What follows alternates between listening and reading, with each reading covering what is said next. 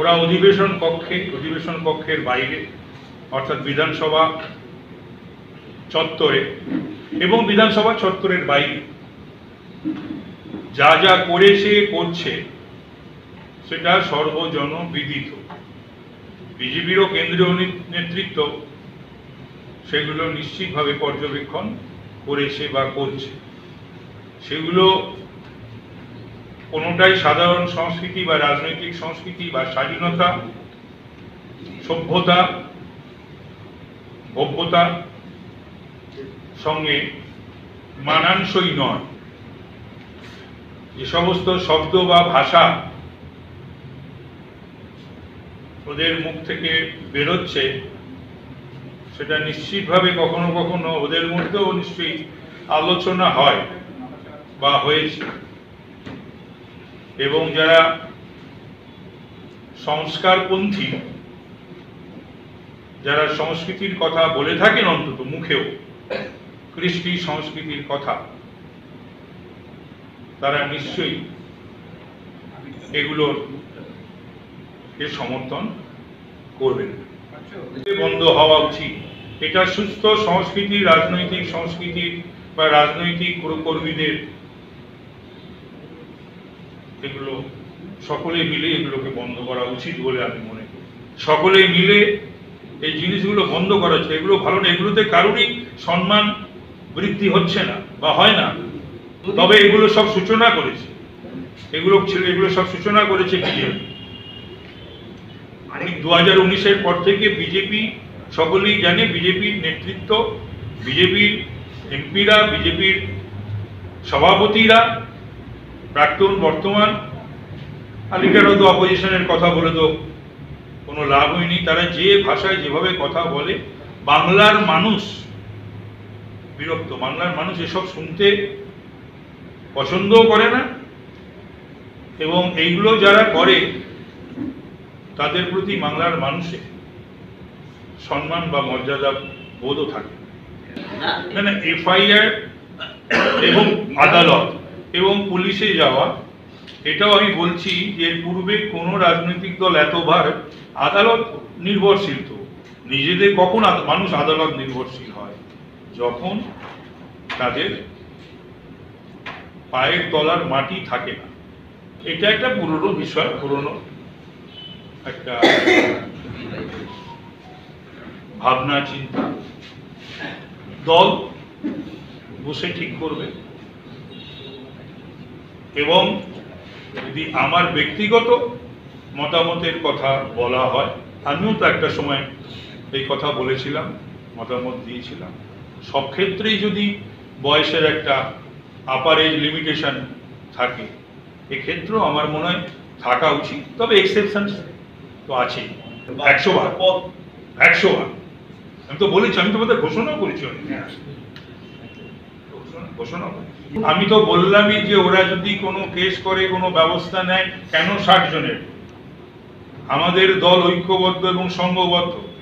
মমতা বন্দ্যোপাধ্যায়ের নেতৃত্বে এবং অভিষেক বন্দ্যোপাধ্যায়ের নেতৃত্বে আমরা বিজেপির বিরুদ্ধে রাজনৈতিকগতভাবে অল আউট আমরা ফাইট আউট করছি, and will fight it out. সম্মান নিয়ে বলেছি যে কিছু কিছু ক্ষেত্রে পর্যবেক্ষণ থাকতেই পারে, কিন্তু যেভাবে তারা বলছেন বা করছেন, এবং যে এই ন্যাশনাল অ্যানথেম বিষয়টা, যদিও কোর্ট এটাকে ঘিরে রেখেছে, আপাতত স্থগিতাদেশ দিয়েছে। দেখা যাক আগামী দিনে কি হয়। ন্যাশনাল অ্যানথেম কখন কোথায় গাওয়া হবে বা গাওয়া হবে না, এটাও বিচারপতিরা ঠিক করে দিন। একটা অনুষ্ঠান হলো, অনুষ্ঠানের শেষে ঘোষিত অনুষ্ঠান, সম্মতি নাও অধ্যক্ষের কাছে অনুষ্ঠান, সেই অনুষ্ঠানের শেষে ন্যাশনাল অ্যানথেম হবে না। ন্যাশনাল অ্যানথেম কোথায় হবে, কখন হবে না, গাইব কি গাইব না, এটা আগামী দিনে বিচারপতিরাই ঠিক করবে। যবে খুশি লোকসভা ভোট হোক, আমরা কাল হলে আমরা তৈরি আছি। লোকসভা ভোট যদি জানুয়ারিতে হয় আমরা রেডি, ফেব্রুয়ারিতে হয় আমরা রেডি, মার্চ তো কোনো অসুবিধা নেই। সুতরাং আমরা প্রস্তুত। স্টিফেন হাউস প্রফুল্ল সেন বামেরা রটিয়েছে।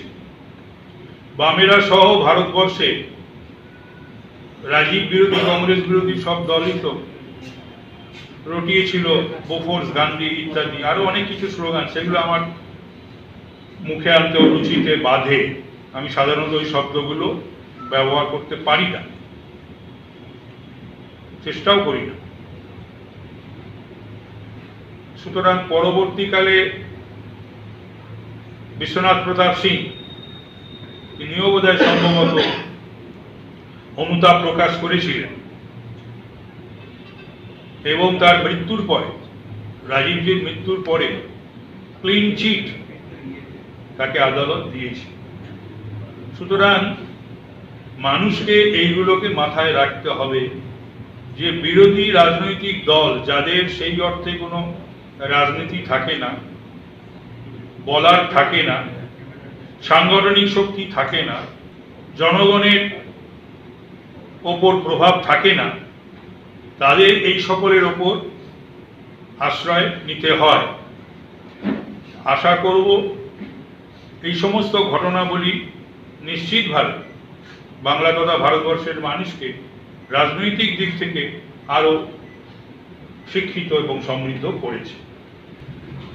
অনন্ত মহারাজ জানেই না বিচ্ছিন্নতাবাদের স্লোগান। উনি নিজে ঠিক করুন আগে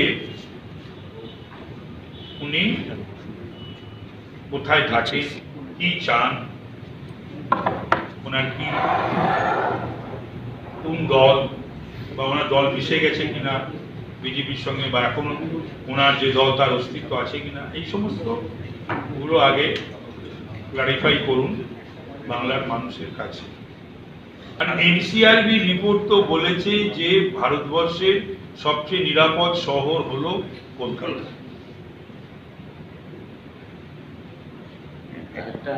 সেই রিপোর্টই বলছে যে অ্যাসিড হামলা এগিয়ে রয়েছে বাংলা, মানে পুলিশের সক্রিয়তার প্রয়োজন আছে। পুলিশ সক্রিয়, নিশ্চিতভাবে লোক সংখ্যা বেড়েছে এবং সেই জন্যই থানার সংখ্যা বাড়ানো হচ্ছে, পুলিশের সংখ্যা বাড়ানো হচ্ছে। ক্রাইম ক্রিমিনালদের উপর আরো বেশি নজরদারি এবং সতর্ক থাকা উচিত, সেটা 100 বার কন্টেইন করার জন্যে বা কাটেল করার জন্য। কংগ্রেসের, বাংলার কংগ্রেসের বিশেষ করে এই যে হাত, সেটা তো অধীরের জন্য। অধীরকে কজন মানে বলুন তো? অধীরকে কজন মানে? বাংলায় যারা আজও কংগ্রেস করে তাদের কজন মানে? তো সুতরাং অধীর নিজের দলকে, নিজেদের গোষ্ঠী কুণ্ডল রয়েছে সেগুলো সামলা, আর অন্তত 26-এ বাংলার বিধানসভায় যাতে একটা আসন তারা জয়লাভ করে সেদিকে ওর নজর দেওয়া উচিত, এবং এবারও ওর নিজের নির্বাচনী কেন্দ্র দিকে একটু নজর দেওয়া উচিত।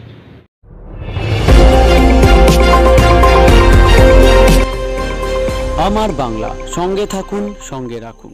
আমার বাংলা।